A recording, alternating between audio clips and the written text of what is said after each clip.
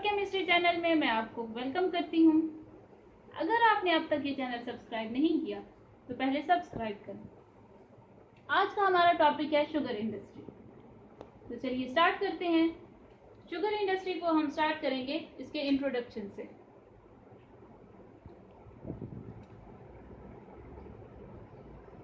जैसा कि हम जानते हैं कि शुगर एक कार्बोहाइड्रेट की फॉर्म है जिसे हम सुक्रोज कहते हैं।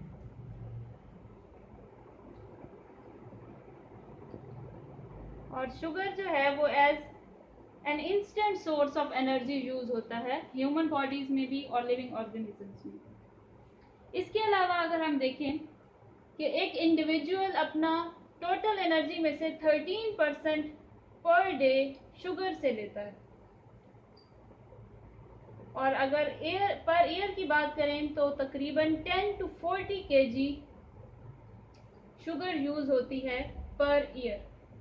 इसका ये मतलब है कि एक इंडिविजुअल एक दिन में अपने टोटल में से 13% एनर्जी शुगर से लेगा और पर ईयर के हिसाब से देखें तो एक साल में वो 10 to 40 kg शुगर यूज करता है। इसके अलावा शुगर जो है वो एक स्वीटनर के तौर पे भी यूज होता है और वो एज रॉ मटेरियल भी यूज होता है for the production of energy. जो लिविंग ऑर्गेनिज्म में एनर्जी प्रोड्यूस करने के लिए रिएक्शंस हो रहे होते हैं उसमें भी sugar as raw material use होता है। इसके अलावा शुगर बहुत सारे केमिकल्स की प्रोडक्शन में भी यूज होती है। जैसा कि हम कर सकते हैं जो सुक्रोज एस्टर है, सुक्रोज एस्टर की प्रोडक्शन में शुगर यूज होगा। इसके अलावा मोलेसिस में और एक और चीज, sugar is also acting as a substrate. मतलब बहुत सारे प्रोसेसेस होते हैं जिसमें शुगर एज सबस्ट्रेट एक्ट करता है, जैसा कि फर्मेंटेशन। फर्मेंटेशन एक ऐसा प्रोसेस है जिसमें शुगर एज सबस्ट्रेट एक्ट करता है। ये तो हो गया शुगर का इंट्रोडक्शन। इसके बाद हम चलते हैं इसकी हिस्ट्री की तरफ।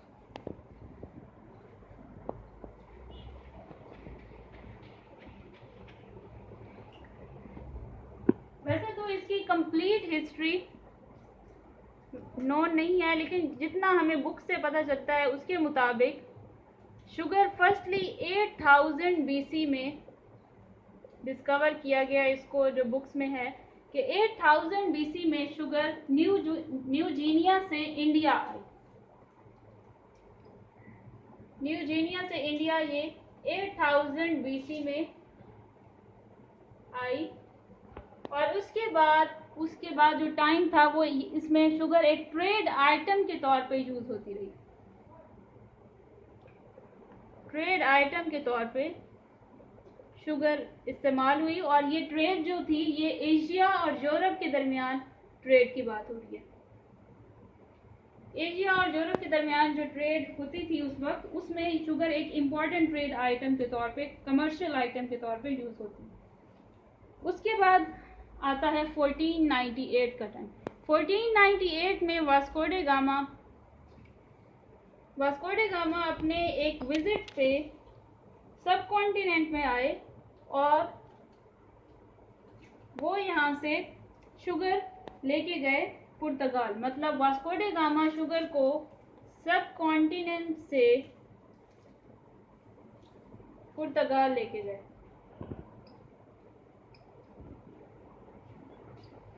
इसके बाद हम देखते हैं अमेरिका की बात। यूएसए में पहली बार 1689 में शुगर को बनाया गया शुगर केन से।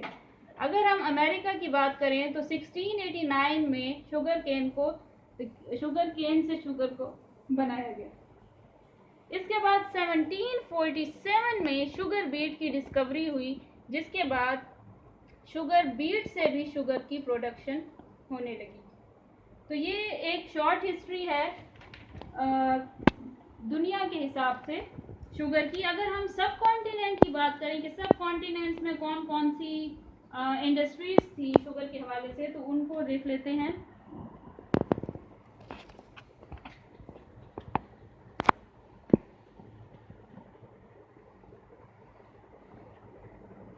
सब कॉन्टिनेंट में जो इंडस्ट्रीज थी उनमें है 1936 1936 में एक शुगर मिल लगाई गई जिसका नाम था रहवाली शुगर मिल। रहवाली शुगर मिल एक इंडस्ट्री ये थी। और दूसरी 1938 में एक और शुगर इंडस्ट्री इस्टेब्लिश की गई जिसका नाम था फ्रंटियर शुगर मिल। और फ्रंटियर शुगर मिल की खास बात ये थी कि ये शुगर केन से भी शुगर की प्रोडक्शन करती थी और शुगर बीट से भी, मतलब ये शुगर केन को भी और शुगर बीट को दोनों को एज रॉ मटेरियल यूज करती थी for the production of sugar. और ये वाली जो शुगर मिल है ये तख्त बाई के मुकाम पे इसको इस्टेब्लिश किया गया। इसके बाद कुछ और शुगर मिल्स हैं जैसा कि चारसद्दा शुगर मिल्स जो शुरू वाली हैं, उनके बारे में हम कह रहे हैं। चारसद्दा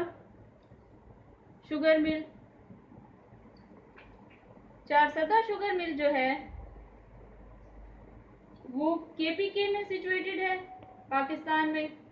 और दूसरा है फौजी शुगर मिल भी स्टार्टिंग में इस्टेब्लिश हुई। फौजी शुगर मिल ये पंजाब में इस्टेब्लिश की गई।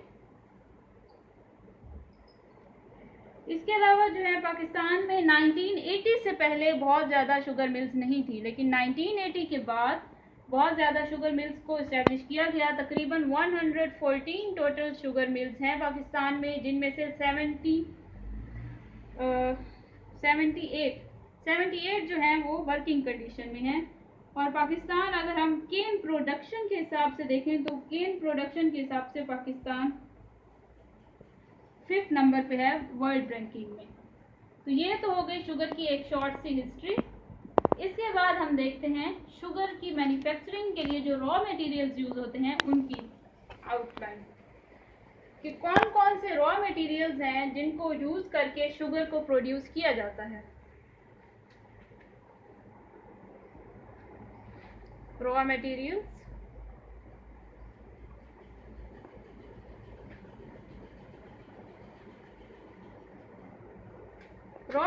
में हमारे पास है वेल नोन शुगर केन,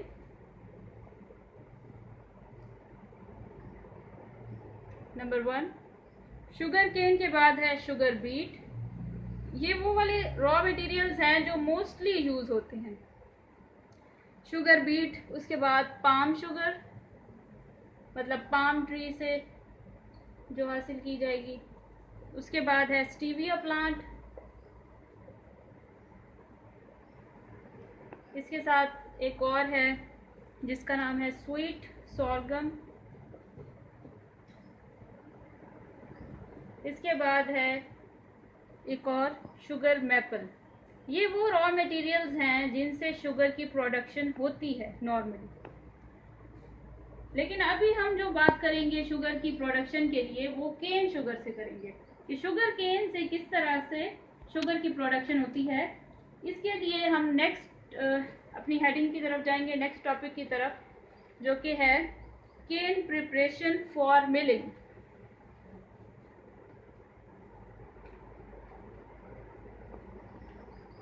हमारा नेक्स्ट है केन प्रिपरेशन फॉर मिलिंग।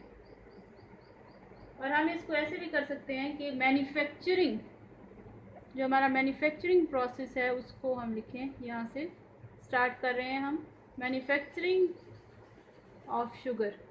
इसके अंदर हमारी फर्स्ट हेडिंग है, फर्स्ट टॉपिक है हमारा केन प्रिपरेशन फॉर मिलिंग। तो अगर हम केन की बात करें, तकरीबन 8 to 10 मंथ्स या कभी कभी 12 मंथ्स भी होते हैं, इतना टाइम लगता है एक शुगर केन की ग्रोथ में, कि उसको बड़ा होने में, उसको एक प्रॉपर नॉर्मल स्टेट में आने के लिए, क्या वो तैयार हो जाए शुगर बनाने के लिए, उसको टाइम लगता है 8 to 10 या 8 to 12 मंथ्स। उसके बाद शुगर की हार्वेस्टिंग का स्टेप आता है। सेकेंड स्टेप है हार्वेस्टिंग का, मतलब कटाई का। तो ये हार्वेस्टिंग का जो स्टेप है, इसमें हाथ से भी, बाय हैंड भी हो सकता है और by the help of machine, दोनों तरह से इसकी हार्वेस्टिंग हो सकती है। लेकिन जब एक बार हार्वेस्टिंग हो जाए तो एक और यहाँ पे इम्पॉर्टेंट पॉइंट है कि विद इन 24 आवर्स शुगर को ट्रांसपोर्ट करना पड़ता है टूवर्ड्स द फैक्ट्री। मतलब जिस भी फैक्ट्री में इसने आगे जाना है उसको 24 आवर्स के अंदर अंदर इसको ट्रांसपोर्ट करना होता है। अगर ऐसा ना किया जाए तो इसका ये नुकसान है कि जो सुक्रोज प्रेजेंट होगा शुगर केन में वो कन्वर्ट हो जाएगा ग्लूकोज में और फ्रुक्टोज में। ये जो कन्वर्जन का प्रोसेस है ये जब हो जाएगा, अगर हमें डिले किया तो ये सुक्रोज कन्वर्ट हो जाएगा ग्लूकोज और फ्रुक्टोज में। तो इसका ये नुकसान है कि फिर हम दोबारा इससे शुगर प्रिपेयर नहीं कर सकेंगे। इस वजह से जब भी इसकी हार्वेस्टिंग हो तो इसको जल्द अज जल्द पहुंचाया जाता है फैक्ट्री में। इसके बाद एक और चीज़ यहाँ पे जो बताने वाली है वो है ट्रैश। ट्रैश वो मटेरियल है जो कि जब इसकी कटाई होती है, हार्वेस्टिंग होती है, तो वहाँ पे जो ग्रीन इसकी स्टॉक्स, इसके साथ के जो पत्ते होते हैं या इसकी रूट्स या लीव्स, इस तरह की चीज़ें, उनको सेपरेट आउट कर लिया जाता है। इन सारी चीज़ों को हम कहते हैं ट्रैश। अब ये सारी चीज़ें जब हो जाएंगी, अब इसके बाद शुगर केन जो है वो पहुंच जाता है फैक्ट्री में। तो फैक्ट्री में जो फर्स्ट स्टेप होता है वो है वॉशिंग का। अब हम उसकी तरफ बढ़ते हैं। केन प्रिपरेशन फॉर मिलिंग, इसकी जो फर्स्ट हेडिंग है वो हमारे पास है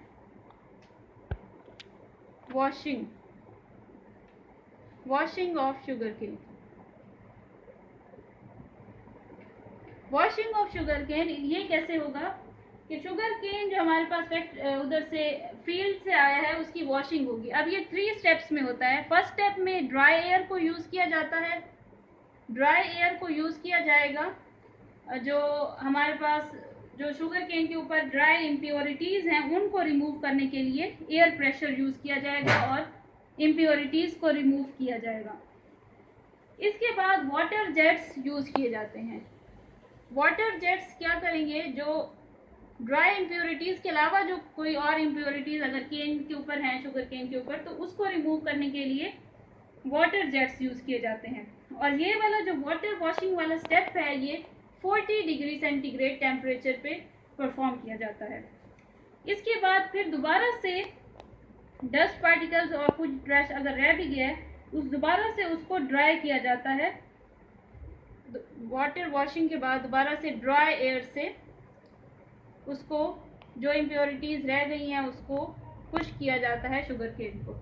तो 3 स्टेप हैं। पहले एयर प्रेशर यूज़ किया जाएगा, यहाँ पे हम एयर प्रेशर भी कह सकते हैं। एयर प्रेशर यूज़ किया जाएगा, फिर हम कहेंगे कि वाटर जेट्स यूज़ किए जाएंगे और फिर ड्राई एयर यूज़ की जाएगी। इस तरह से 3 स्टेप्स में वॉशिंग का जो प्रोसेस है वो कंप्लीट हो जाएगा और जो केन है वो वॉश्ड हो गया है। इसके बाद सेकेंड स्टेप है चॉपिंग।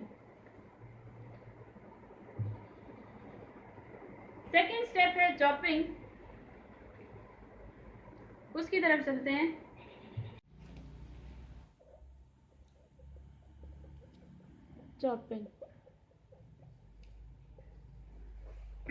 चॉपिंग में क्या होता है, इस प्रोसेस में जो केन जिसको हमने वॉश कर लिया है फर्स्ट स्टेप में, उसको स्मॉल पीसेस में कट किया जाता है और उसकी स्लाइसेस बनाए जाते हैं।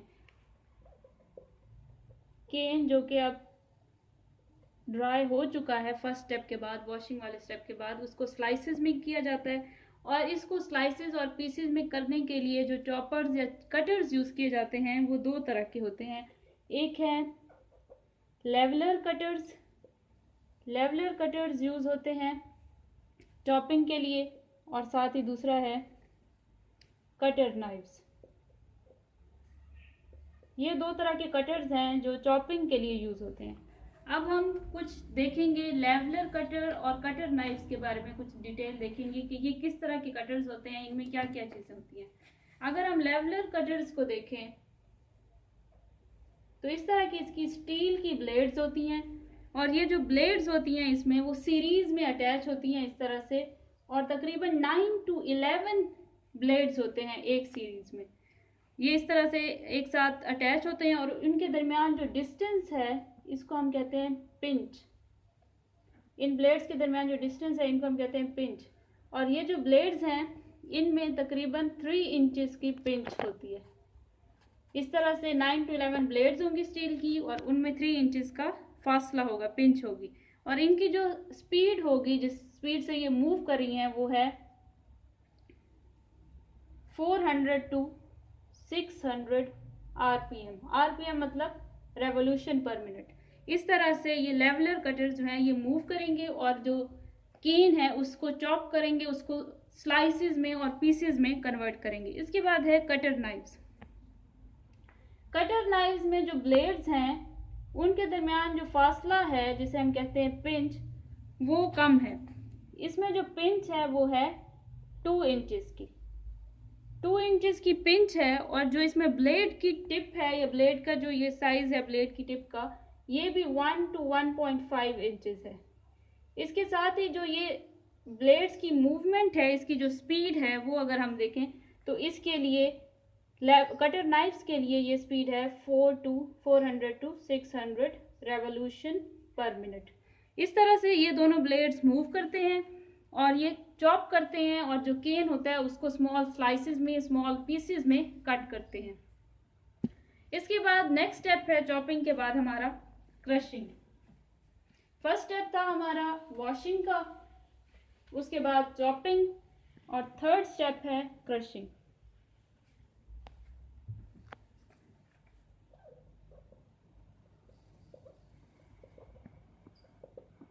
क्रशिंग में क्या होगा कि एक ग्राइंडर यूज किया जाता है या हम उसे क्रशर भी कह सकते हैं। इसमें होता क्या है कि जो भी हमारे पास पीसेस आए होते हैं चॉपिंग के बाद, जो स्लाइसेस होते हैं उनको मिक्स किया जाता है उन स्लाइसेस को कटर्स की मदद से, और इन्हीं कटर्स को हम क्रशर या फिर ग्राइंडर भी कहते हैं। क्रशर या ग्राइंडर, ये क्रशर या ग्राइंडर्स यूज होते हैं कि जो पीसेस ऊपर बने थे उनको आपस में मिक्स किया जाए और इनकी शेप सॉ शेप्ड होती है। मतलब ये जो क्रशर्स या ग्राइंडर्स हैं ये सॉ शेप्ड होते हैं इस तरह से, और इनके ब्लेड्स इस तरह से सॉ शेप्ड होते हैं। और इनका जो सरफेस है, इनका काम क्या होता है कि जो केन की सरफेस है, सपोज ये केन है, केन का एक पीस है जो कि चॉपिंग के बाद हमें मिला है, तो ये जब सॉ शेप्ड कटर्स के ऊपर जाएगा तो ये उसकी ग्राइंडिंग करेगा और इसका जो ऊपर वाला जो सरफेस है, जिसे हम कहेंगे कि केन की जो आउटर सरफेस है, उसको सॉफ्ट करेगा। अब ये जो ब्लेड्स हैं, ये सॉ शेप ब्लेड्स, जब इनको इसके आउटर सरफेस को सॉफ्ट करेंगे तो जितने भी पीसेस हैं क्रशिंग में वो सारे आपस में मिक्स हो जाएंगे और हमारे पास एक मिक्सचर आ जाएगा उन पीसेस का जो कि चॉपिंग में हमारे पास आए थे। स्लाइसिंग के बाद अब यहाँ पे मिक्स हो रहा है केन और साथ ही उसमें जो उसकी आउटर सरफेस है वो रप्चर हो रही है। इसके बाद नेक्स्ट स्टेप है क्रशिंग के बाद फोर्थ स्टेप हमारा बनेगा श्रेडिंग।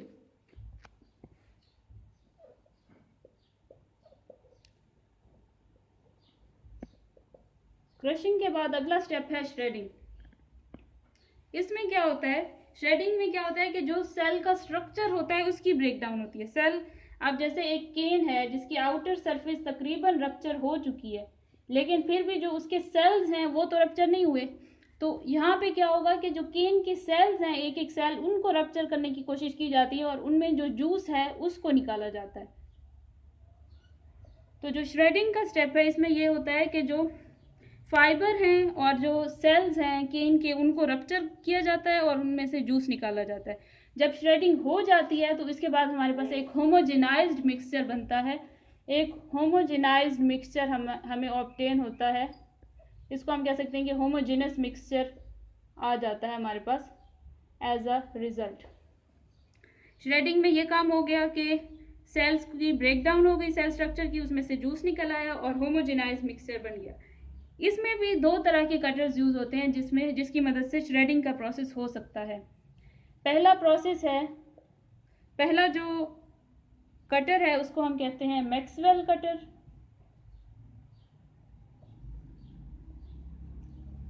मैक्सवेल कटर, और जो दूसरा कटर इसमें यूज होता है श्रेडिंग में उसको हम कहते हैं स्विंग हैमर कटर।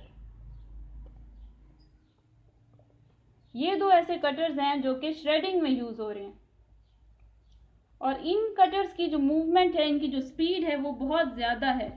इनकी जो स्पीड है वो है 1200 आरपीएम, 1200 रेवोल्यूशन पर मिनट की स्पीड से ये कटर्स जो हैं ये मूव करते हैं और श्रेडिंग का प्रोसेस करते हैं। इस तरह से जो हमारा टॉपिक है केन प्रिपरेशन फॉर मिलिंग, इसके 4 स्टेप्स हमने कर लिए हैं। अब हम इनको कंपेयर करते हैं कि ये जो पूरा स्टेप हुआ है इसमें किस तरह से कौन कौन से काम हुए हैं। जब हमने वॉश किया है उसके बाद हमने वॉशिंग के बाद जो चॉपिंग का प्रोसेस है उसमें हमने कहा है कि पीसेस में हो रहा है, पीसेस में कन्वर्ट हो रहा है केन। तो ये जो पीसेस होते हैं ये अनइक्वल साइज के होते हैं और इसमें जो पीसेस हो रहे होते हैं उसमें कोई भी जूस की एक्सट्रैक्शन नहीं होती केन में, सिर्फ पीसेस होते हैं, जूस नहीं निकलता केन में से। उसके अलावा अगर हम श्रेडिंग की बात करें तो श्रेडिंग ऐसा प्रोसेस है जिसमें केन में से जूस निकलता है, रप्चर होते हैं सेल्स और जो मेजर पार्ट है वो वहाँ पे परफॉर्म होता है। और इसके अलावा श्रेडिंग का ये भी फ़ायदा है कि इसकी वजह से, श्रेडिंग की वजह से एक्सट्रैक्शन इंक्रीज होती है, मतलब जो एक्सट्रैक्शन रेट है, जूस का एक्सट्रैक्शन रेट वो बहुत ज़्यादा इंक्रीज होता है श्रेडिंग की वजह से। इसके साथ हम ये कह सकते हैं कि 85% तक एवरेज जो है 85% तक सेल्स रप्चर हो चुके होते हैं श्रेडिंग की स्टेज तक। मतलब जब तक श्रेडिंग का होता है प्रोसीजर उसमें 85% सेल तकरीबन रप्चर हो चुके होते हैं। और इसके बाद ये हो गया हमारा केन प्रिपरेशन फॉर मिलिंग का स्टेप। नेक्स्ट स्टेप है हमारा milling of cane.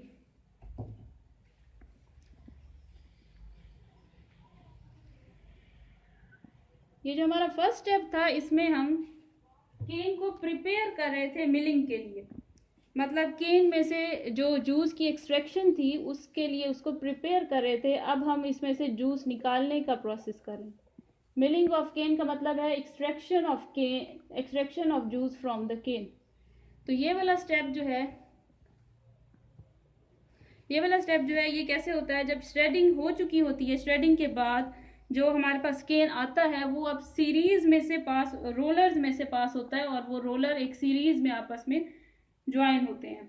In rollers का जो है वो पैटर्न ट्रायंगुलर होता है और ये मैं आपको कुछ ड्रॉ करके बताती हूँ जिससे आपको अच्छा समझ आएगा कि ये रोलर्स होते हैं इस तरह से ट्रायंगुलर पैटर्न में, मतलब ये ट्रायंगुलर पैटर्न में इस तरह से रोलर्स होते हैं, ब्लेड्स इनके साथ कुछ ऐसे अटैच होते हैं इस तरह से। ये हमारे पास एक रोलर का पैटर्न है जिसको हम कहेंगे ट्रायंगुलर। 3 रोलर्स हैं और इनकी मूवमेंट जो है वो भी डिफरेंट है, मतलब एक रोलर अगर इस तरह से एंटी क्लॉकवाइज मूव कर रहा है तो 2 क्लॉकवाइज मूव करेंगे और इस तरह से इनकी मूवमेंट होगी। और इस तरह के रोलर जो हैं वो 3 to 5 रोलर्स सीरीज में प्रेजेंट होंगे, मतलब इस तरह के 3 to 5 रोलर्स सीरीज में प्रेजेंट होंगे जिसमें ये वाली सारी मूवमेंट हो रही होगी। और इनके इर्द गिर्द जो ब्लेड्स लगे होंगे इनमें से इनका ये फ़ायदा है कि इनकी वजह से एक्सट्रैक्शन होगी जूस की। इनकी भी हम मूवमेंट शो कर देते हैं कि ये रोलर्स किस तरह से मूव कर रहे हैं।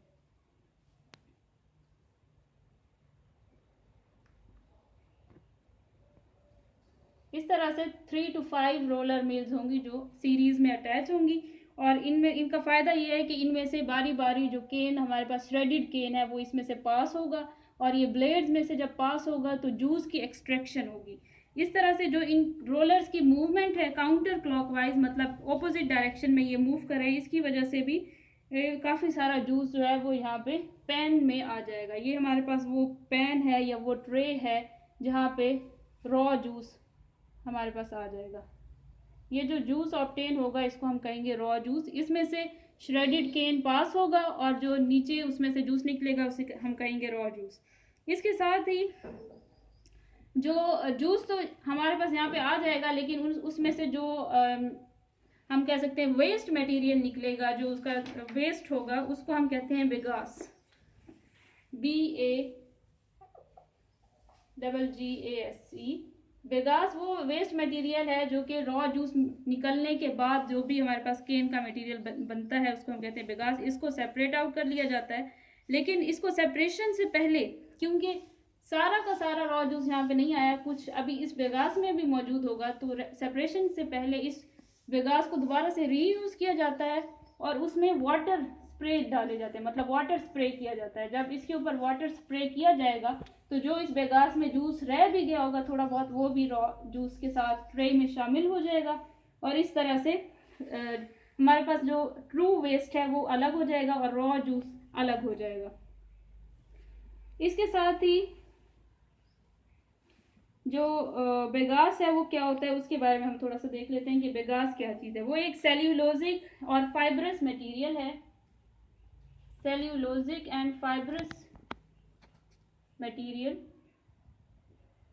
सेल्यूलोजिक और फाइब्रस मटेरियल है और ये जब हम एक्सट्रैक्शन करते हैं उसके बाद हमें मिलता है। और इसका फ़ायदा ये है कि जो भी इंडस्ट्री, ये आगे फर्दर इंडस्ट्री में यूज़ हो सकता है। एक तो ये एज फ्यूल यूज़ होगा, इसी इंडस्ट्री में केन शुगर में हम इसको एज फ्यूल यूज़ कर सकते हैं हीट प्रोडक्शन के लिए। इसके अलावा ये पेपर इंडस्ट्री में भी रॉ मटेरियल के तौर पे यूज़ हो सकता है।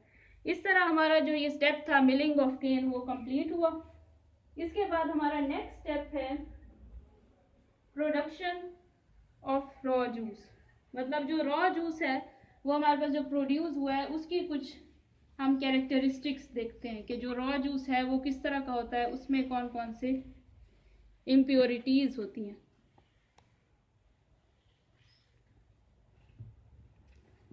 रॉ जूस को अगर हम सिर्फ पहले देख लें, रॉ जूस की प्रोडक्शन के बाद वो क्या है, रॉ जूस हमें जब मिल जाता है तो अब उसकी प्यूरिफिकेशन बहुत ज़रूरी हो जाती है क्योंकि उसमें बहुत ज़्यादा इम्प्योरिटीज़ होती हैं।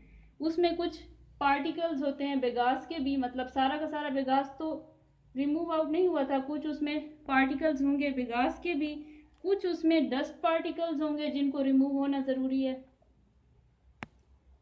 Dust particles.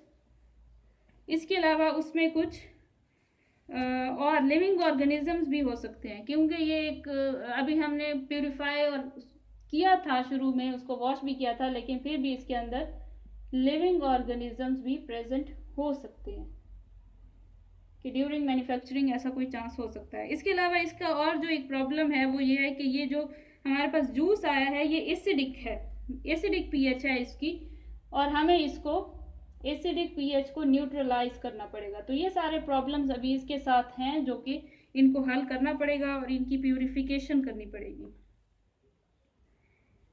तो इसको जो है ये हो गया रॉ जूस की characteristics.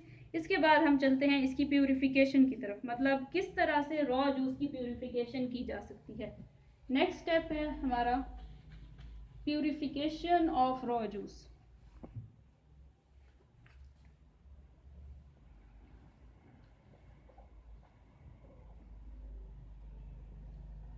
Purification of raw juice में हम सारी वो इम्प्योरिटीज़ ख़त्म करने की कोशिश करते हैं जो कि अभी हमने देखी हैं रॉ जूस में प्रेजेंट होती हैं। प्यूरिफिकेशन ऑफ रॉ जूस में जो हमारे पास फर्स्ट स्टेप है वो है स्क्रीनिंग ऑफ जूस।